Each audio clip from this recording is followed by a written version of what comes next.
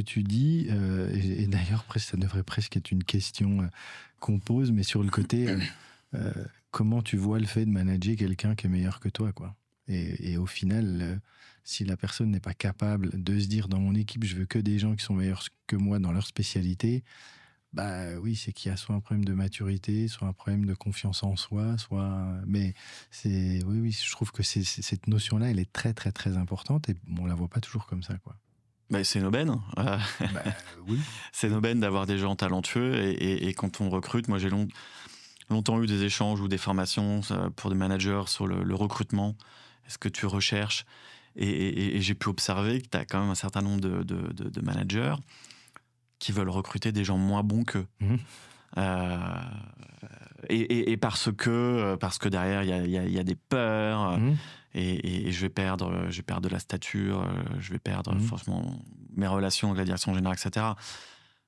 Mais c'est une erreur fatale, les garçons, les filles. Il faut recruter meilleur, il faut recruter des gens qui ont le potentiel de vous succéder. Ça rendra votre fonction meilleure et votre job plus intéressant.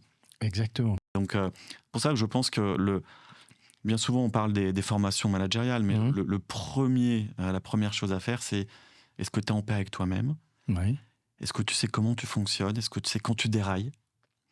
Est-ce que tu sais comment éviter de dérailler?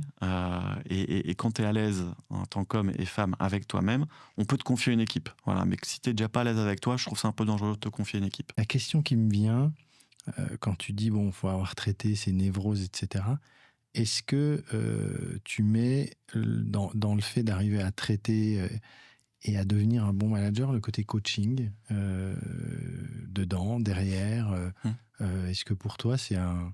Parce qu'on entend tout et moi je suis prêt à entendre tous les avis sur le coaching, donc comment tu vois ça? Ouais, le fameux manager coach Ouais.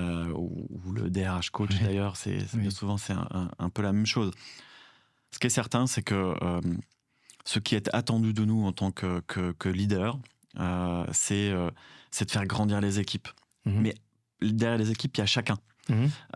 Et que le partage d'expérience, jouer au sparring partner avec chacun dans les one-to-one ou en management minute après une réunion, donner du feedback, c'est du coaching.